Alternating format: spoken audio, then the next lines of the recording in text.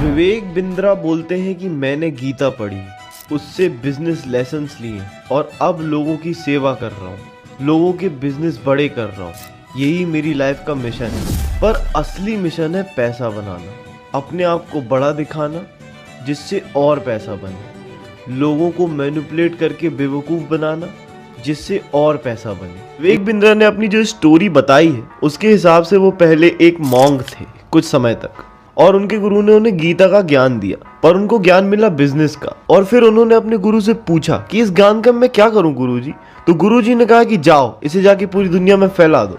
वैसे असल में विवेक बिंद्रा ने एक बीबीए किया है और फिर एक एमबीए किया है। BBA Saint Xavier College Delhi से किया है और एमबीए MIT यूनिवर्सिटी से किया है जो नोएडा में है, और उसके बाद श्रीलंका से PhD की है फिलॉसफी में OIUM यूनिवर्सिटी ऑफ कोलंबो से। शुरुआती दिनों में विवेक बिंद्रा ने बहुत मेहनत करके अपना एक बिजनेस बनाया। उनका बिजनेस सिंपल था, जेन्युइन था। वो कंपनीज को कॉर्पोरेट ट्रेनिंग और बिजनेस ट्रेनिंग प्रोवाइड करते थे। बेसिकली कंपनीज उनको हायर करती थी और वो वहां जाके सेमिनार्स लेते थे, दो तरीके के।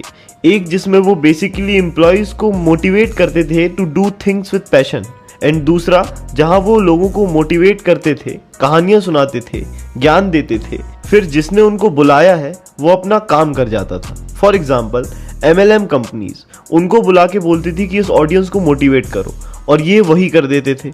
उसके बाद जिसने उन्हें बुलाया है वो मोटिवेटेड ऑडियंस से बोलती थी कि अब आपको अमीर बनना है तो इस प्रोडक्ट को खरीद लो या फिर इस चीज़ से जुड़ जाओ, तो वो उससे जुड़ जाते थे। और फिर जैसे MLM कंपनीज बोलती हैं कि अपने नीचे और 3 को जोड़ो, फिर उनके नीचे और 3 को जुड़ने दो तो आप अमीर बनते जाओगे। तो यही चल रहा था। एक और काम जो बिंद्रा करते थे वो था कि वो बिजनेस को ग्रो करने में मदद करते थे।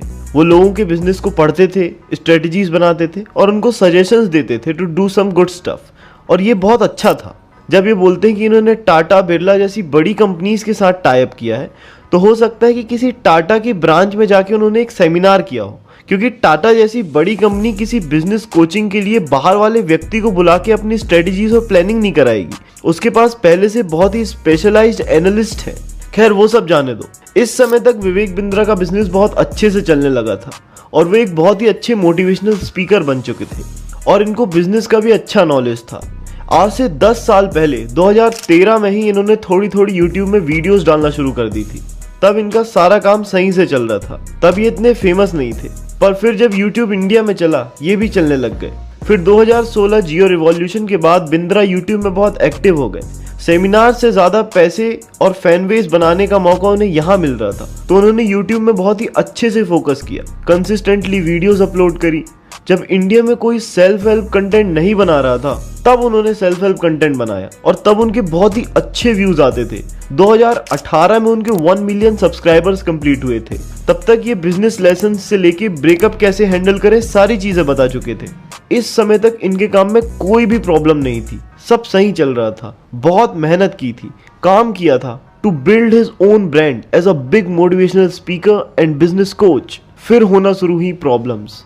जब YouTube में 10 मिलियन 20 मिलियन व्यूज आना शुरू हुए तब झूठ बोलने पे उतर आए विवेक बिंद्रा। इन्होंने समय के साथ बिजनेस वीडियोस कम कर दिए और मोटिवेशनल वीडियोस बढ़ा दी।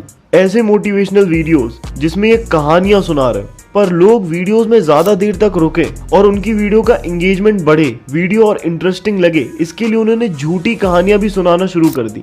जैसे शहीद भगत सिंह के वीडियो में ये बोलते हैं कि भगत सिंह काकोरी कांड करने चले। 1925 में इन्होंने, अभी 18 साल की उम्र थे, काकोरी कांड की तैयारी कर ली। काकोरी कांड को उन्होंने सफल बनाया। जबकि उस समय तक भगत सिंह ने HSRA Hindustan socialist Republican association जो आजाद और भगत सिंह ने मिलकर चालू करी थी उसमें जुड़े ही नहीं थे। और भी बहुत सी कहानी जिनकी कोई प्रूफ नहीं है वीडियो में चिल्ला चिल्ला के सुना देते हैं, जिससे लोग बस मोटिवेट हो जाए, वीडियो देखते रहे और व्यूज आते रहे। मोटिवेशन देना वीडियोस के थ्रू फिर भी ठीक ही था, कोई दिक्कत नहीं थी। थोड़ी बहुत स्टोरीज ही तो गलत है। प्रॉब्लम तब आ जाती है जब मोटिवेशन देते देते लोग कुछ बेचने लगते। विवेक बिंद्रा ने अपना एक बहुत ट्रस्टेड ब्रांड बनाया था। किसी को ऐसा नहीं लगता था कि विवेक बिंद्रा कोई गलत काम करेंगे। इसका ब्रांड था एक मॉन्क, गीता पढ़ने वाला आदमी, बिजनेस का बहुत सारा नॉलेज रखता है और उसी को बांटता है। पर इस ब्रांड से विवेक बिंद्रा ने लोगों को एक्सप्लॉइट किया है। अपने आप को सारे स्कैमर्स से अलग दिखाने के लिए इन्होंने MLM के ऊपर वीडियोस भी बनाई थी, जहां पे इन्होंने समझाया कि MLM क्यों खराब है और जब गवर्नमेंट ने MLM को बैन कर दिया तब उसका उन्होंने समर्थन भी किया, बोला कि गवर्नमेंट सही कर रही है। पर जब विवेक बिंद्रा ने बड़ा बिजनेस ऐप लॉन्च किया, उसमें उन्होंने कोर्सेज को बेचना शुरू किया।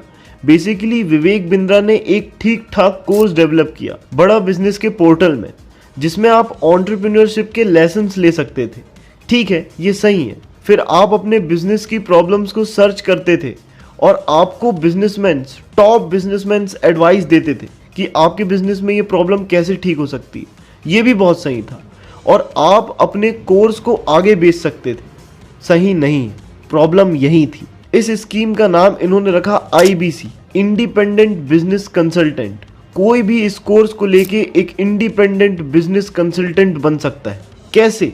सबसे पहले इन प्लान्स को आप ज्वाइन करेंगे, फिर आपके पास कोर्स है, उसको आप किसी को बेच दोगे तो आपको कमीशन मिलेगा, और जिसको बेचोगे वो किसी को बेचेगा तो भी आपको कमीशन मिलेगा, और ऐसे मिलते रहेगा। कमाल की बात तो यह है कि इसको प्रमोट करने के लिए विवेक बिंद्रा का कोई पैसा नहीं लगा। उनकी ऑडियंस जो उन पे बहुत ट्रस्ट करती थी, बस उसे एक्सप्लॉइट करना पड़ा।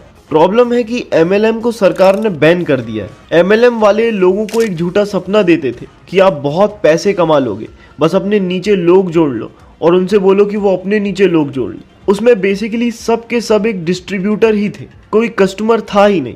किसी को कुछ क्लियर नहीं था कि वो कर क्या रहा है। बस जो लोग सबसे ऊपर थे वो लोग प्रॉफिट जनरेट करते जाते थे और किसी को कुछ नहीं मिलता था। सेम विवेक बिंद्रा के ऐप में भी है।